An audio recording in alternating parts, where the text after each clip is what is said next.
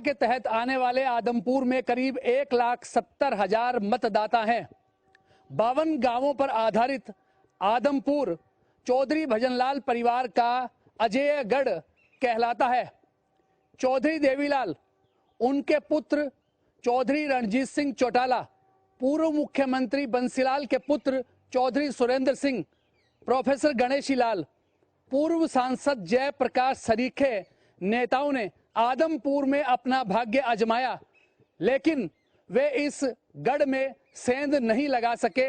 उन्हें पराजय का सामना करना पड़ा।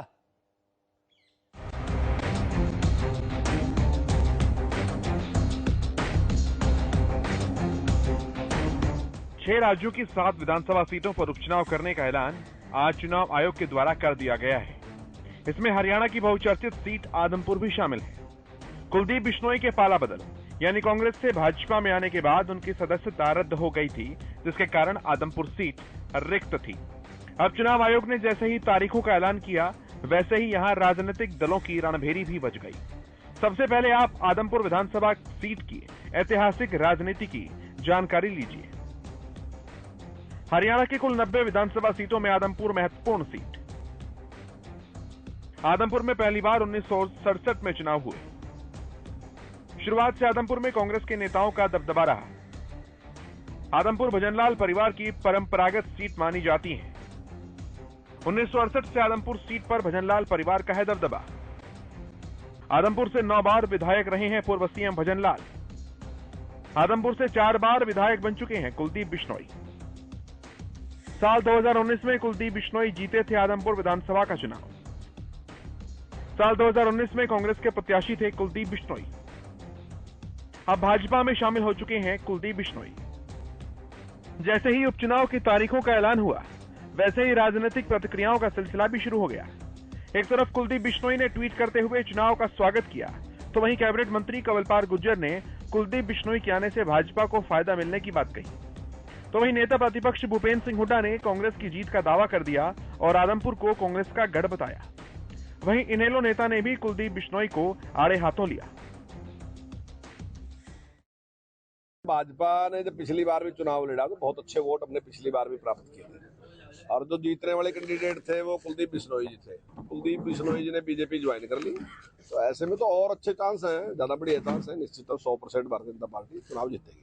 तो क्या इस बार जो कुलदीप बिश्नोई जी है उनके बेटे को टिकट दिया जाएगा या क्या आगे विचार है? देखिए, उसका फैसला तो जो चुनाव समिति है वो करती है, और वो जो भी निर्णय करेगी, वो चाहे उनके बेटे का निर्णय करती है, कुलदीप का निर्णय करती है, और किसी कार्यकर्ता का निर्णय करती है, तो पार्टी ने फैसला करना है। सर, सोनाली फोगाट की मौत के बाद क्या लगता है कुछ फर्क पड़ेगा? मैं समझता सब वर्कर सारे के सारे साथ हैं। वो एक दुखद घटना है, उससे सारी पार्टी को दुख है उस बात का, लेकिन इसका मतलब ये नहीं है कि मैं समझता हूँ कि वो सब लोग साथ हैं और सब मिलकर चुनाव लड़ेंगे, और वो बीजेपी के खिलाफ थोड़ी है, वो बीजेपी के पक्ष में है। जो आज इलेक्शन कमीशन ने नोटिफिकेशन किया है, जारी किया है, 7 से शुरू हो जाएगा। 14 तारीख को नामांकन पत्र भरना आखिरी डेट है। तो जो मैंने कहा कि वहाँ कांग्रेस पार्टी ही का उम्मीदवार जीतेगा। वहाँ कांग्रेस पूरी तरह से तैयार है और लोग भी तैयार हैं। लोग भी चाहते हैं कांग्रेस पार्टी की ओर। ये उपचुनाव किन परिस्थितियों में हो रहा है, ये परिस्थितियां किसने पैदा करी, इसके लिए कौन जिम्मेवार है? ये उपचुनाव जो है, ये इस्तीफा कोई इस बात के लिए नहीं दिया गया था कि कोई मेजर रीजन हो गया जिसकी वजह से इस्तीफा देना पड़े। मैंने तो इस्तीफा दिया था तो किसान आंदोलन चल रहा था, केंद्र की सरकार किसान को कमजोर कर रही थी, उसको जमीन से बेदखल कर रही थी, कहीं किसान की रोजी रोटी छीनने का काम कर रही थी। मैंने तो उन हालात में किसानों की लड़ाई लड़ने के लिए इस्तीफा दिया था। अपने हल्के के एक एक व्यक्ति से पूछ करके बात करके फिर रिजाइन करने का काम किया था। कुलदीप बिश्नोई ने क्यों इस्तीफा दिया, ये पूछने वाली बात है। कुलदीप बिश्नोई तो ये कह करके चुनाव जीतते रहे आज तक कि मैं अगला मुख्यमंत्री बनूंगा।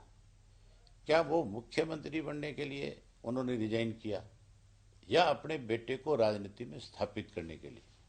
ये इस्तीफा लोगों के हितों में नहीं दिया गया, ये इस्तीफा स्वार्थ में दिया गया है, अपने स्वार्थ की पूर्ति के लिए, अपने आप को कहीं ईडी से, इनकम टैक्स से, सीबीआई से इन एजेंसियों से बचाने के लिए दिया गया है।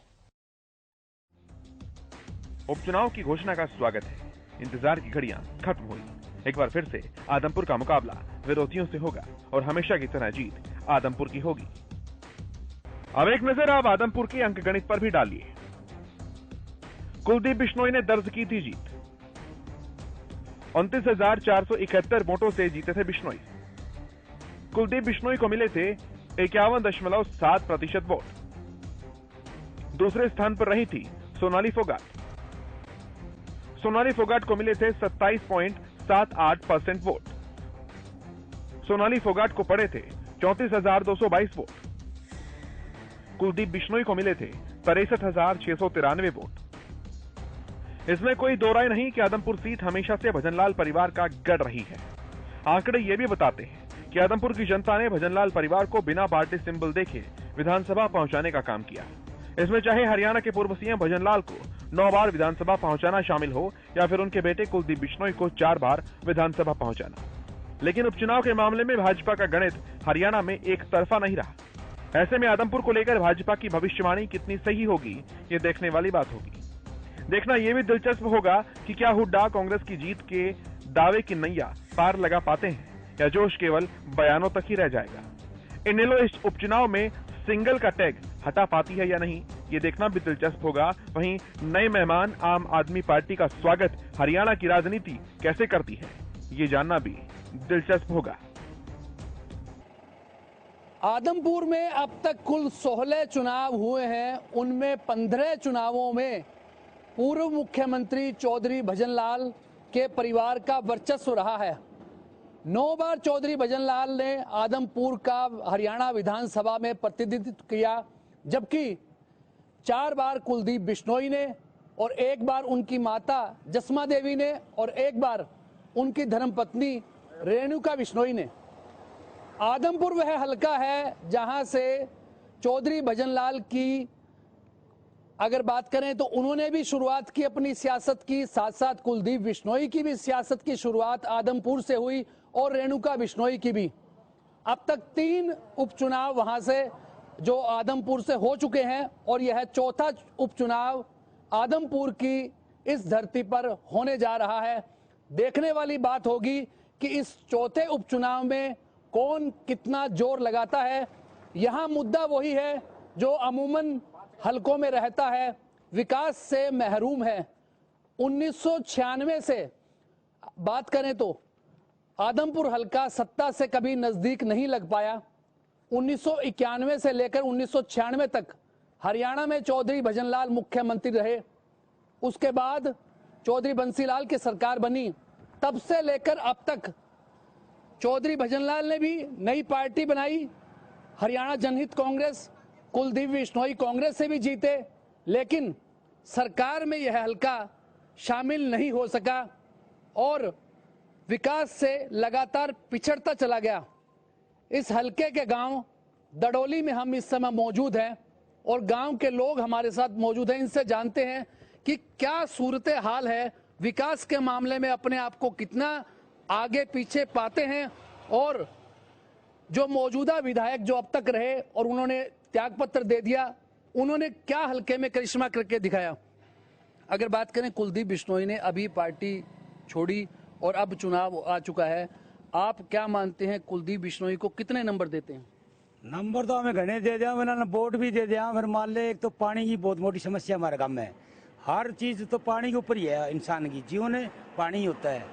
पहले बात है सार्वजनिक कोई काम में होने को ला रहे, मैंने को मेरा काम होना चाहिए, सार्वजनिक काम होगा गाँव में।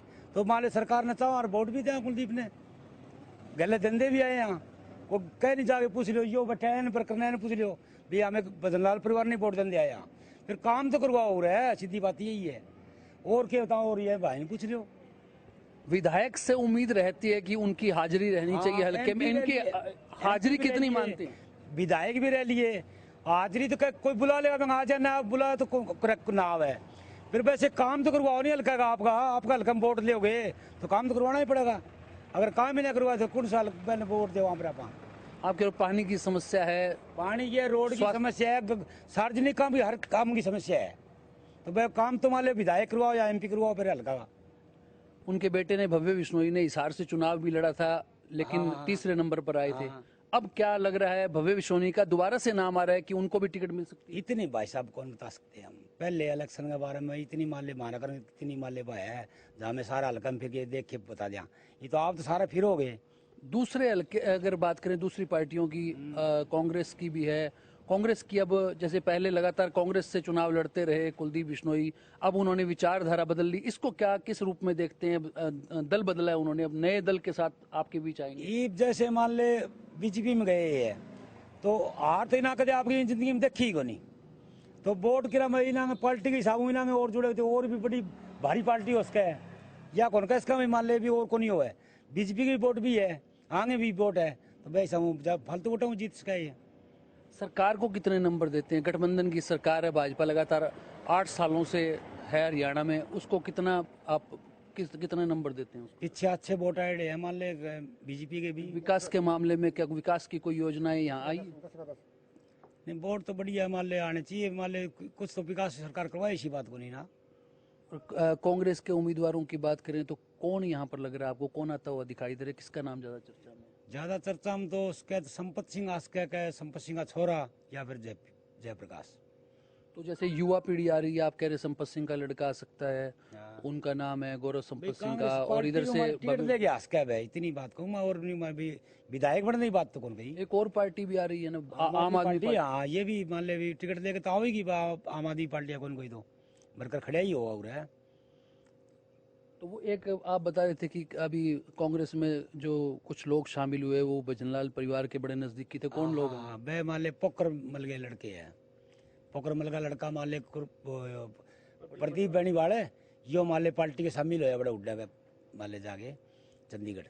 तो उनका ही जैसे दल बदल हुआ, उनका मैन परिवार आज फिर और के दो जमा मैन परिवार रेड है कुलदीप का। कितना नुकसान मानते लोग, जैसे कुलदीप को छोड़ के जा रहे हैं उससे कितना नुकसान मानते? नुकसान तो वहीगा मान ले जो बिरादरी भाई जान ला रहे हैं और फिर एक मैन आदमी जान ला रहे हैं, तो मान ले मंडी हल्का में तो ज्यादा पोकर के मान ले आदमी है। भजनलाल सीएम जरूर रहा, बाकी पोकर की चल बले मंडी आदमी में ज्यादा रही है।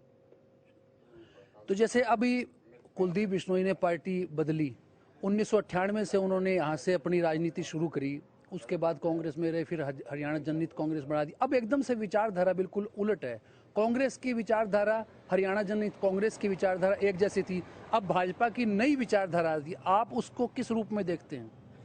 भाजपा की विचारधारा से चौधरी नरेंद्र मोदी की विचारधारा से मतलब है कि खुश होकर के नरेंद्र मोदी की मतलब है कि कामों को देखते हुए नरेंद्र मोदी के हिसाब से चौधरी कुलदीप बिश्नोई ने भाजपा से संपर्क किया है, भाजपा का साथ देने का विचार किया है। मैं इससे ज़्यादा और कुछ नहीं कह सकता।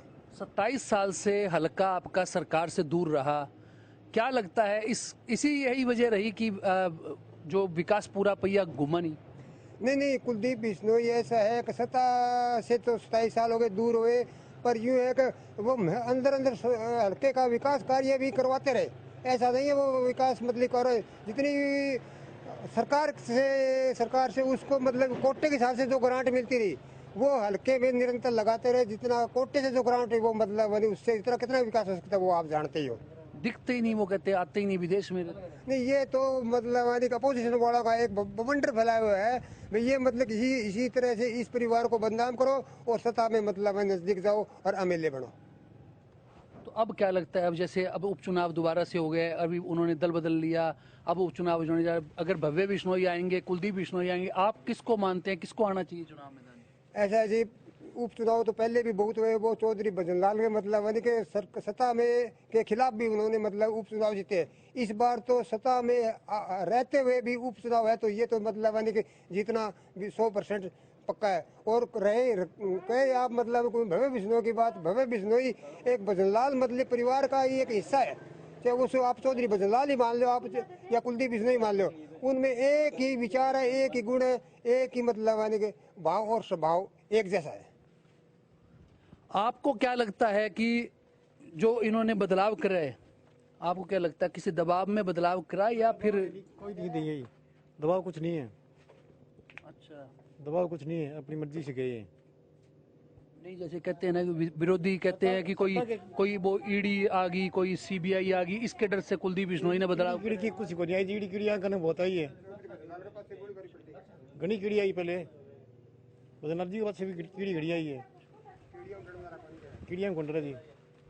तो अब जो अगर पूरी बात करें, एक आम आदमी पार्टी है, वो अरविंद केजरीवाल ने भी जनसभा करी थी, उनके भी उम्मीदवार हैं, उनके भी कई लोग शामिल हुए। उम्मीदवार तो सारी पार्टियाँ आती है जी, आती रहती हैं पार्टियाँ के उम्मीदवार तो घने आए, रणजीत सिंह जी आए और घने आए, संपत सिंह भी आया, जेपी भी आया, घने आए, कोई फर्क नहीं पड़े जी। यहाँ बड़े बड़े लोगों ने भी चुनाव लड़ा है। हाँ जी। और लेकिन जीत का जो सेहरा हमेशा भजनलाल परिवार के सिर बनता रहा, तो इस बार लोग कह रहे हैं कि बड़ी चुनौती मिलने जा रही है। नहीं जी, वो कोई बड़ी बात नहीं है जी।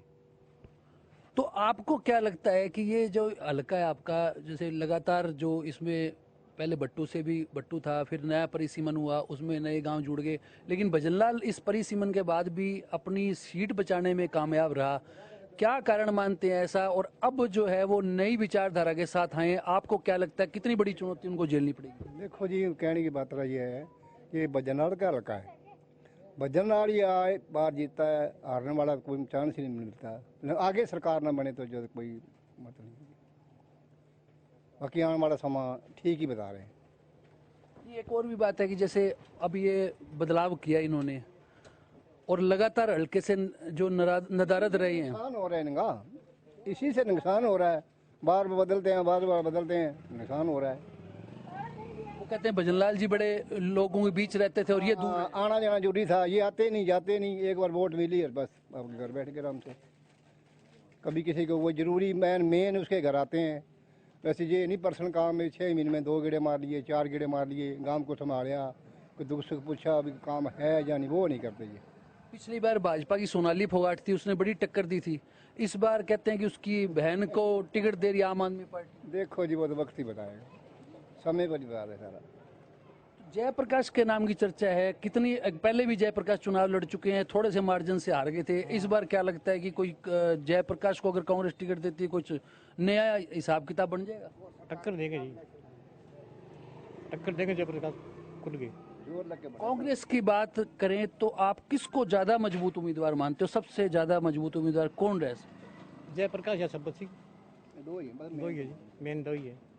और दूसरी पार्टियों का इनेलो का भी है, इनेलो का वो भी कह रहे हैं कि हम भी चुनाव लड़ेंगे। इलेक्शन तो लड़ेंगे जी, तो वोट है उनके आ जाएगी, पर्सनल वोट है, नए जुड़ने वाले है नहीं। सरकार कोई भी रही, उपचुनाव जब भी हुआ आदमपुर में, जीत का सेहरा चौधरी भजनलाल के परिवार के किसी भी सदस्य के सिर पर ही बंधा। बड़े बड़े लोग आए, दिग्गज आए, राजनीति के अलग अलग पार्टियों में जो दिग्गज हैं उन्होंने अपना भाग्य आजमाना चाहा। चाहे चौधरी रणजीत सिंह अब मौजूदा सरकार में कैबिनेट मंत्री हैं, उन्होंने भी भजनलाल के सामने उपचुनाव लड़ा था कांग्रेस की टिकट पर।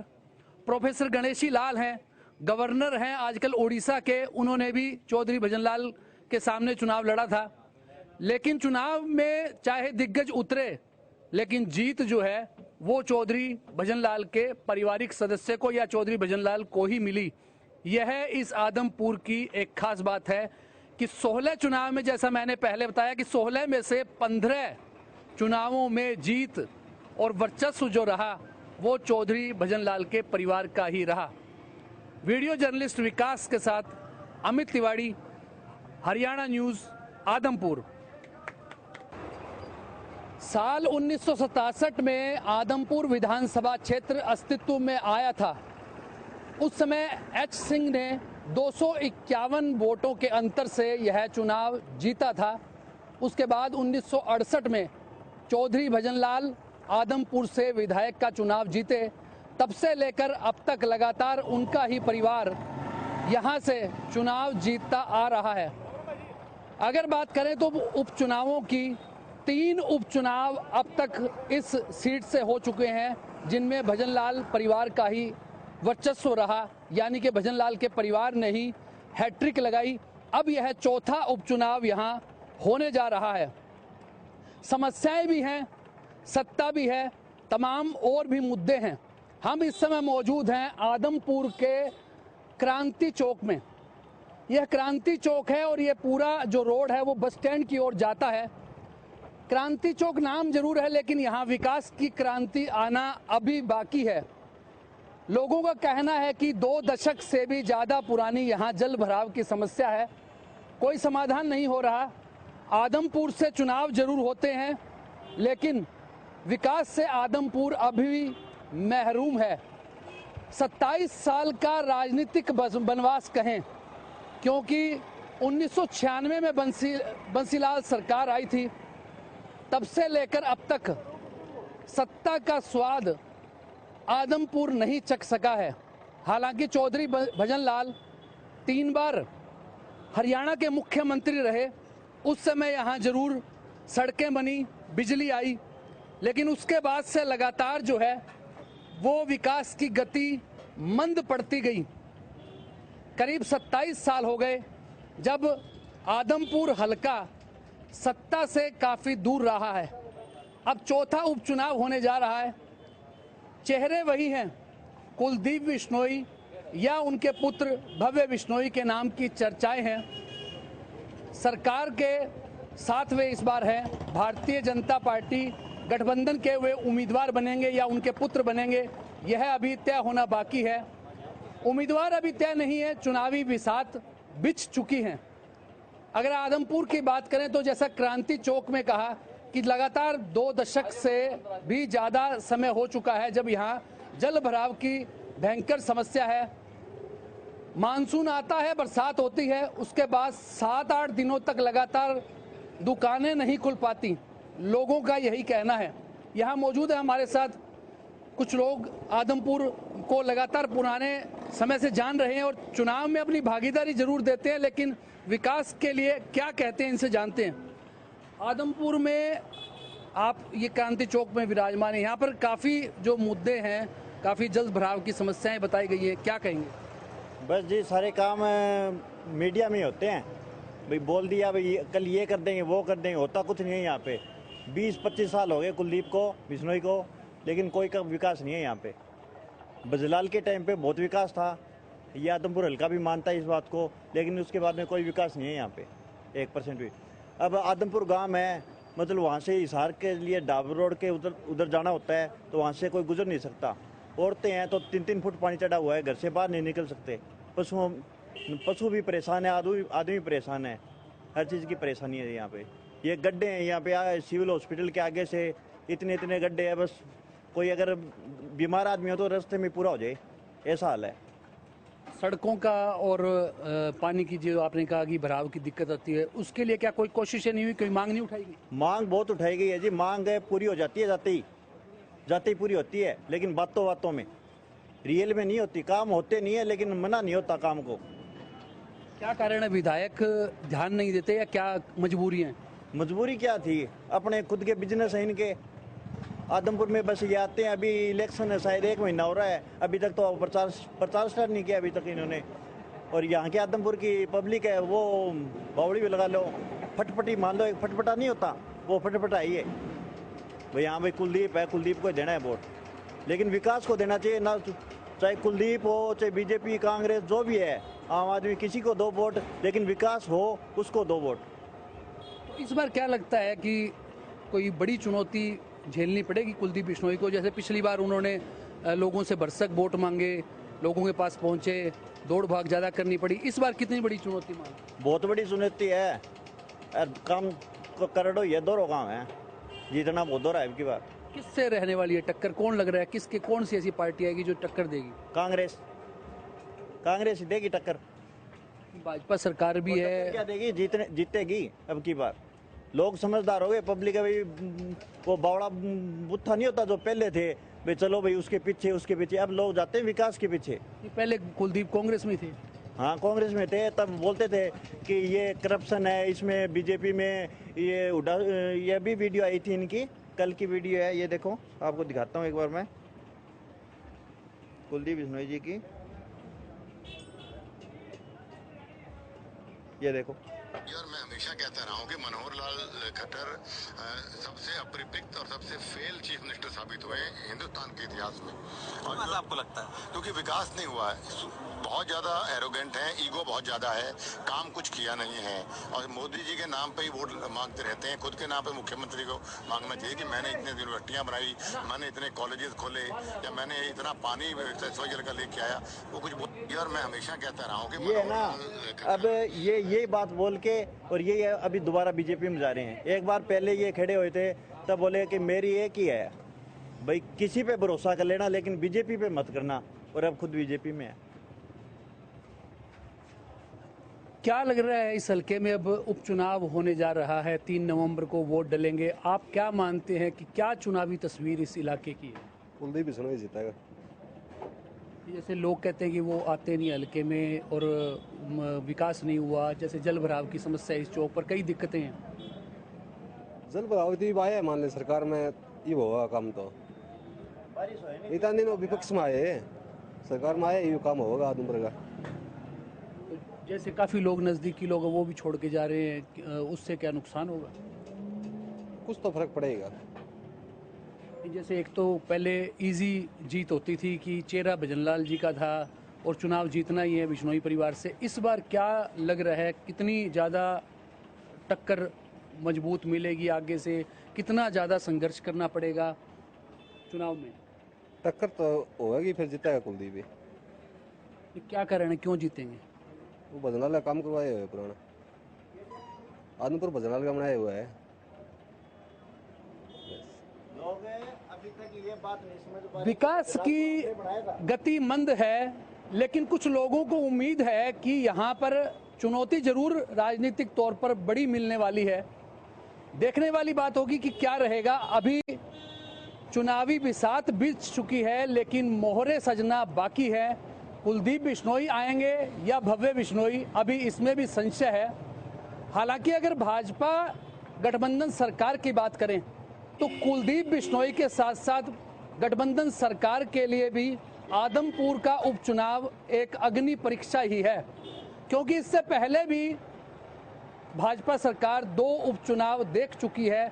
मनोहर लाल पार्ट 2 में, उनमें बड़ौदा के साथ साथ एलनाबाद, दोनों ही उपचुनाव में मुकाबला कांटे का रहा, मार्जिन भी कम रहा, लेकिन भाजपा गठबंधन के प्रत्याशी को हार मिली, वोट प्रतिशत जरूर बढ़ता गया। इस बार कुलदीप बिश्नोई आए हैं, उनका अपना चेहरा है, साथ साथ भाजपा सरकार भी है, तो देखने वाली बात होगी कि कितनी बड़ी चुनौती जो है वो कांग्रेस या कोई दूसरी पार्टी आकर कुलदीप बिश्नोई को देती है, सरकार को देती है, और क्या कुछ रुख रहने वाला है।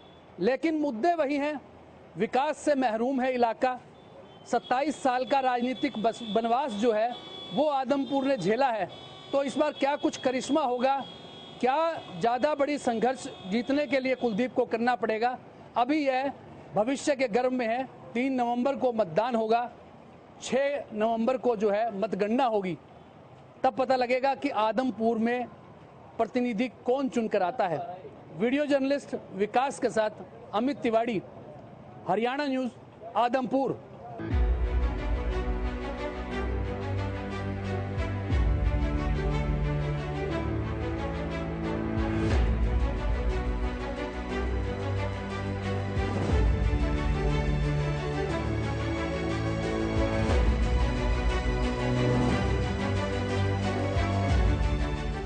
देश के 6 राज्यों में 7 विधानसभा उपचुनाव होने हैं, उनमें हरियाणा का आदमपुर भी शामिल है। आदमपुर में कुलदीप बिश्नोई के इस्तीफा देने के बाद रिक्त हुई सीट पर अब उपचुनाव होने जा रहा है। 7 तारीख को नोटिफिकेशन हो जाएगा और 14 तक यानी 14 अक्टूबर तक नामांकन दाखिल किए जा सकेंगे। 15 को स्क्रूटनी है यानी छंटनी होगी और उसके बाद 17 अक्टूबर तक नाम वापसी का दौर चलेगा। यहाँ 3 नवंबर को वोट डलने हैं। ज्यादातर ग्रामीण इलाकों पर आधारित, ग्रामीण क्षेत्रों पर आधारित आदमपुर हल्का चौधरी भजनलाल पूर्व मुख्यमंत्री रहे हरियाणा के, कई बार उन्होंने मुख्यमंत्री पद संभाला, उनका गढ़ माना जाता है। हम इस समय आदमपुर हलके के गांव चूली बागड़िया में पहुंचे हैं। हरियाणा न्यूज की चुनाव यात्रा इस चूली बागड़िया गांव से शुरू हो रही है। 2009 में परिसीमन हुआ था, उसके बाद चूली बागड़िया गांव को आदमपुर हलके में शामिल कर दिया गया। इससे पहले यह गांव भट्टू विधानसभा क्षेत्र का हिस्सा था और अब यह आदमपुर हलके का हिस्सा है। यहाँ के मतदाता बड़े जागरूक हैं और ज्यादातर किसानी पर आधारित इस गांव के लोग राजनीति में पूरी रुचि रखते हैं। अभी हम गांव में पहुंचे और गांव के काफी लोग यहाँ मौजूद हैं।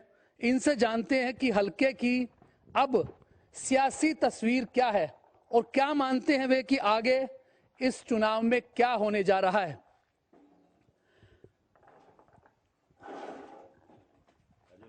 आदमपुर में चुनाव होने जा रहे हैं जी, किस प्रकार का माहौल लगता है? 7 तारीख को नोटिफिकेशन हो जाएगा, उसके बाद नामांकन का दौर चलेगा, 3 नवंबर को चुनाव है। आप किस रूप में देखते हैं? हल्के की क्या तस्वीर लगती है?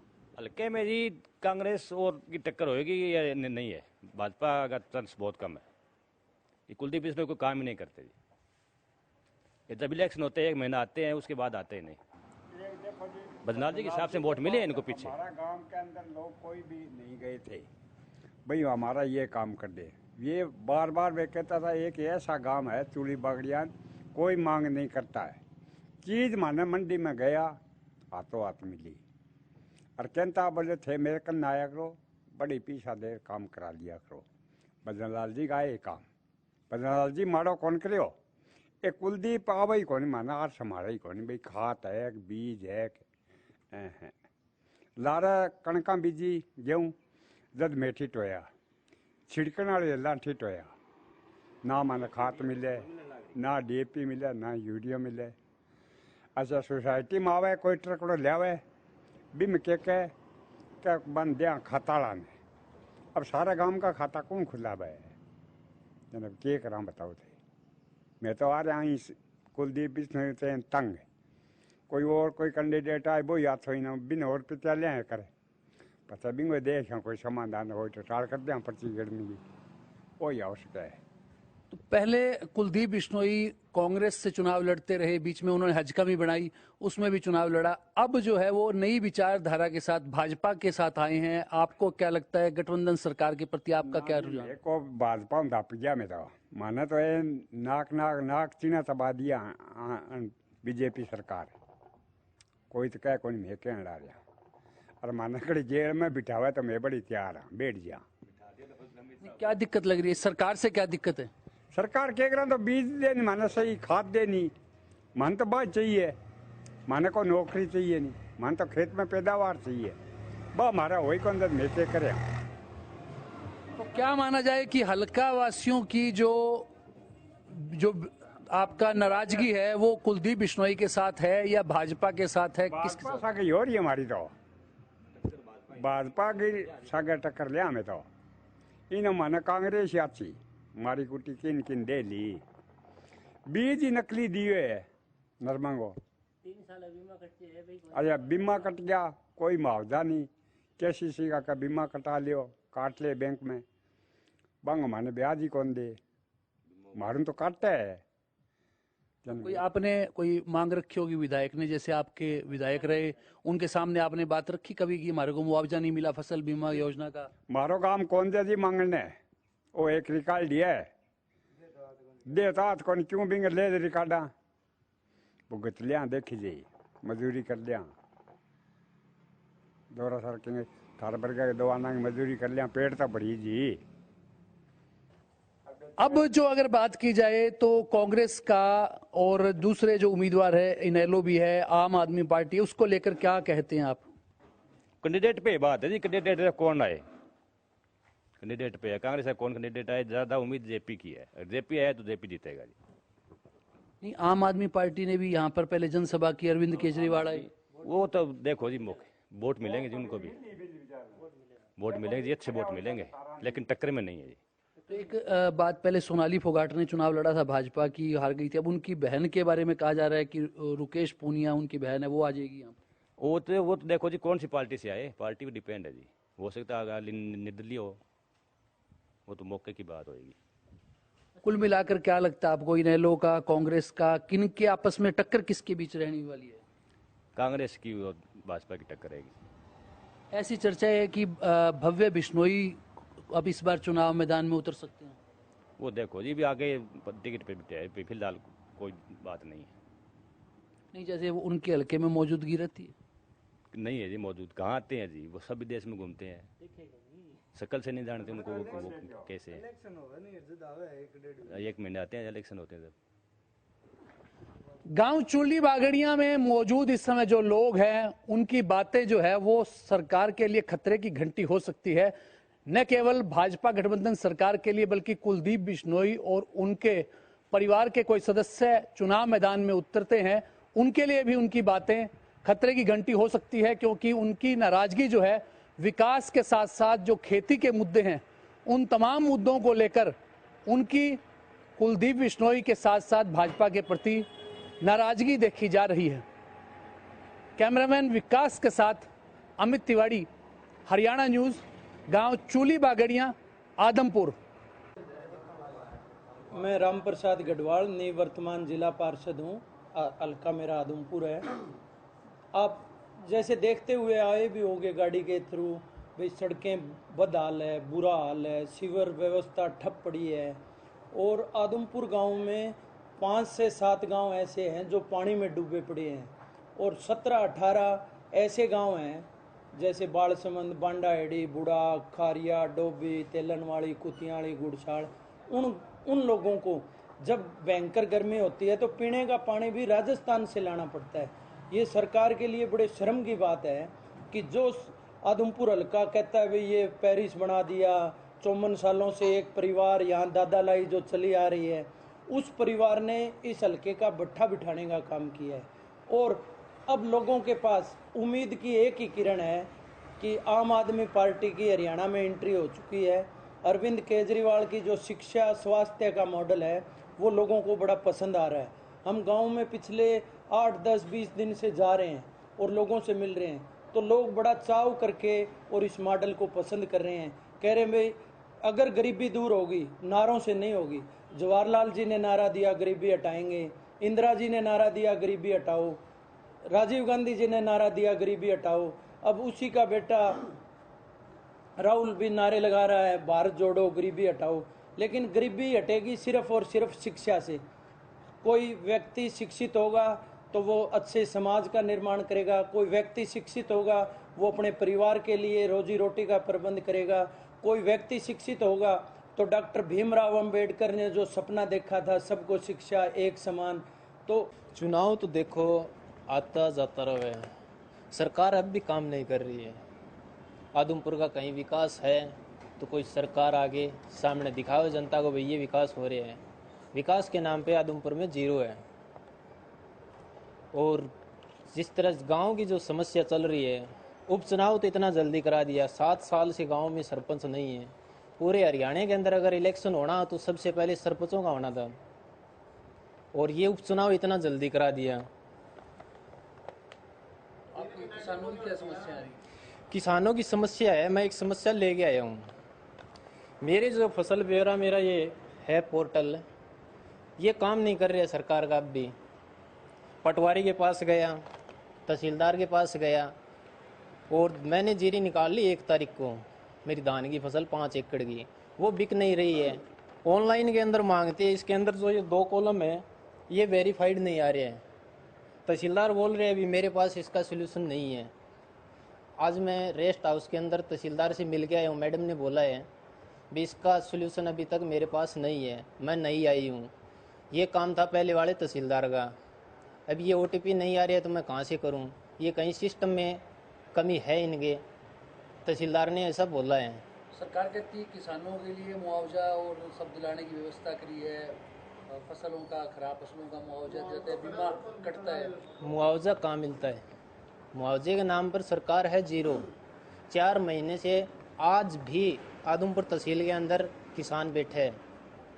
आदमपुर उपचुनाव का चुनावी बिगुल बज चुका है। 7 अक्टूबर को अधिसूचना जारी होगी, 14 तक नामांकन होंगे और उसके बाद की अगली प्रक्रिया होगी। 3 नवंबर को मतदान होगा। लगातार यह क्षेत्र जो है वो चौधरी भजनलाल का गढ़ रहा है।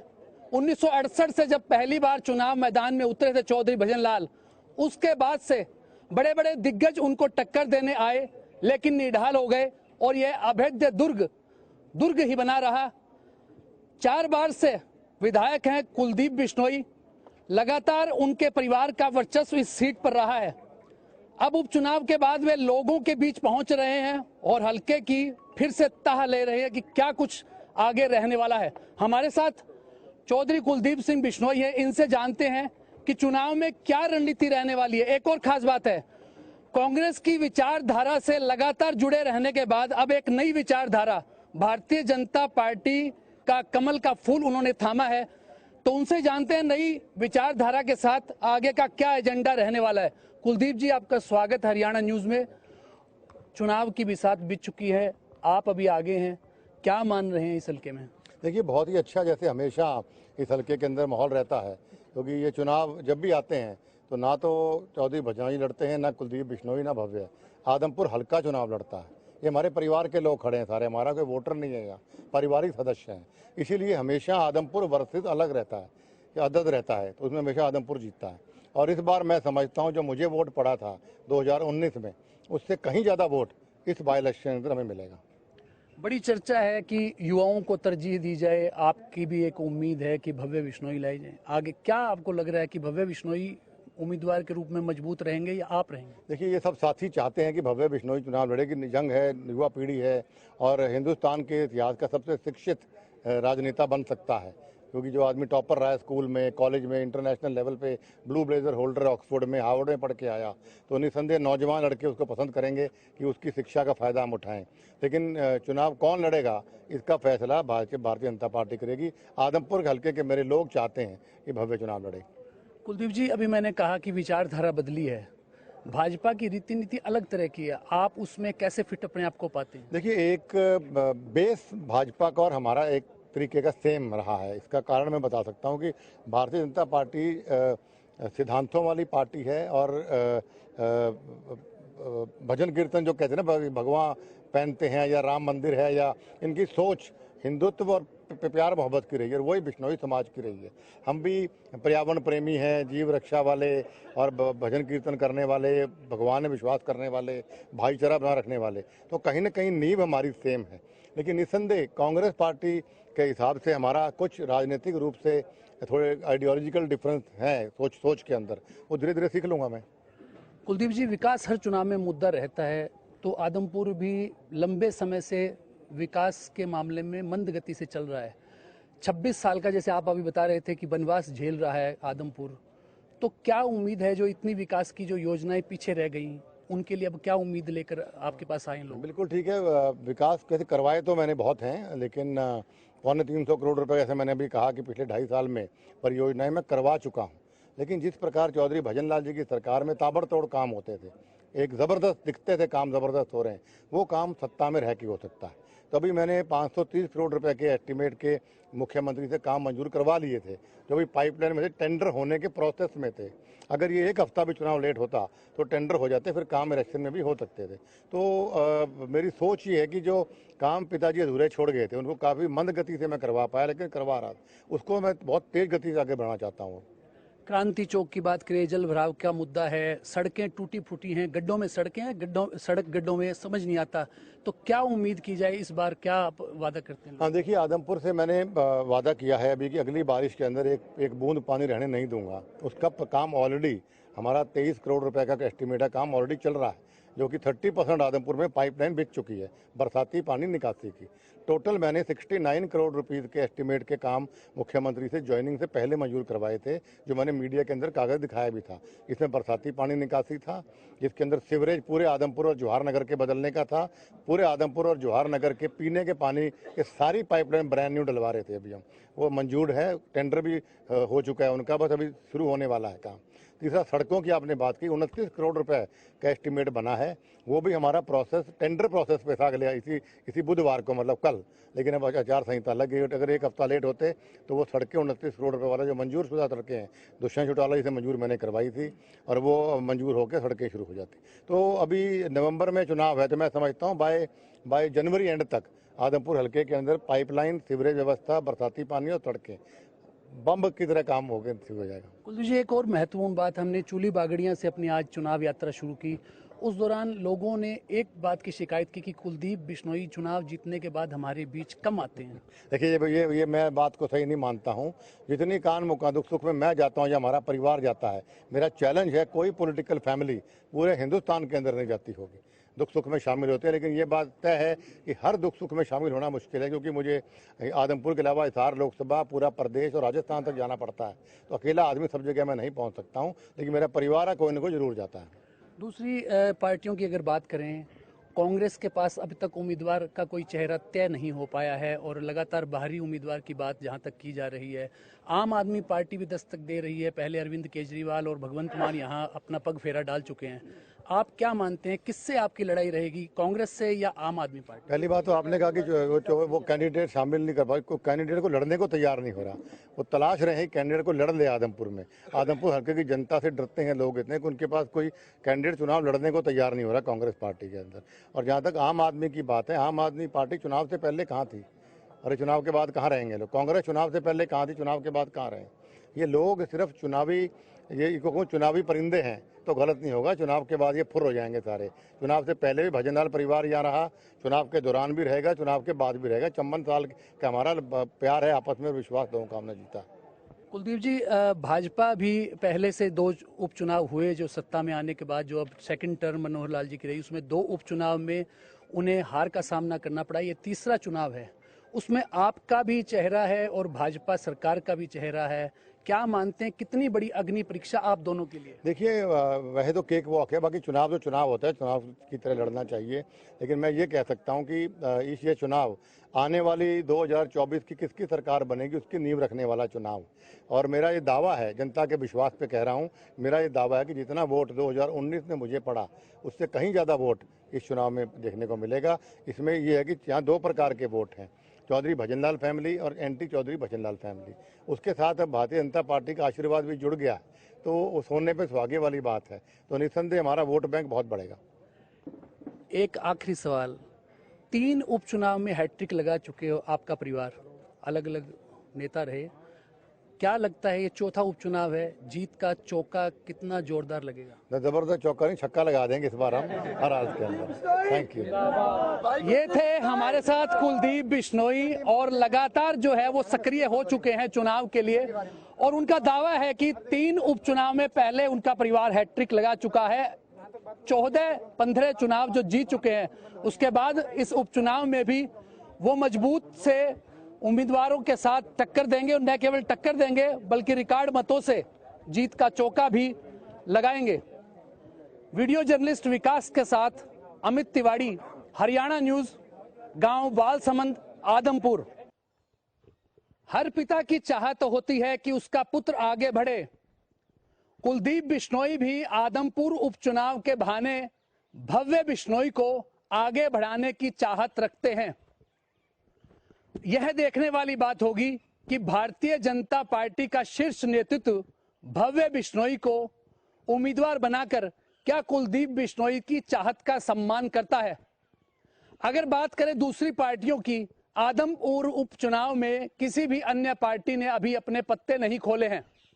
कांग्रेस में पूर्व सांसद जयप्रकाश, पूर्व मंत्री संपत सिंह और उनके पुत्र गौरव संपत सिंह का नाम आ रहा है। अगर बात करें आम आदमी पार्टी की, आम आदमी पार्टी आदमपुर के बहाने हरियाणा में अपनी सियासी जमीन को मजबूत करना चाहती है। आम आदमी पार्टी में सत्येंद्र सिंह, राम प्रसाद गढ़वाल का नाम लिया जा रहा है। साथ साथ सोनाली फोगाट की बहन रुकेश पूनिया का नाम भी लगातार सामने आ रहा है। देखने वाली बात होगी कि रुकेश पूनिया को कौन सी पार्टी अपना उम्मीदवार बनाती है। वीडियो जर्नलिस्ट विकास के साथ अमित तिवारी, हरियाणा न्यूज, आदमपुर।